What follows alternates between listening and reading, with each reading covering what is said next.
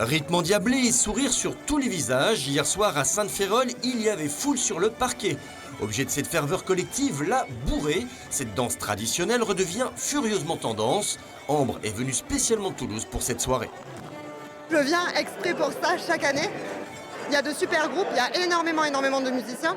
Et on a accès à différents styles, pas seulement la bourrée traditionnelle, mais des versions plus métissées. Et après l'ambiance. En fait, j'ai découvert il y a moins d'un an les danses trad, les musiques et danses trad, et j'étais agréablement surpris. Des traditions qui attirent de plus en plus les jeunes générations. Hier soir sur la piste, les moins de 30 ans étaient largement majoritaires. Des jeunes amoureux de ces musiques et de ces danses, mais pas que.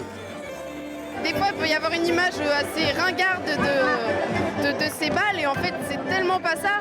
Vraiment, les gens, ils sourient, ils sont vraiment heureux et on parle très facilement les uns avec les autres.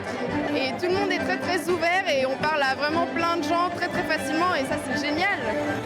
Un constat que fait aussi Véronique avec sa sœur, c'est elle qui a créé l'événement il y a 6 ans, en partenariat avec le Centre régional des musiques traditionnelles en Limousin. Ça fait quelques années que la bourrée, il y a une espèce de revival dans tous les festivals. Je pense que c'est une question de sens.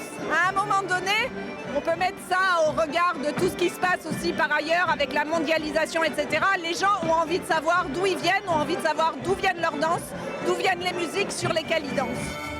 Paris réussi. Hier soir, violon et accordéon ont sonné très tard dans la nuit pour le plus grand bonheur des danseurs.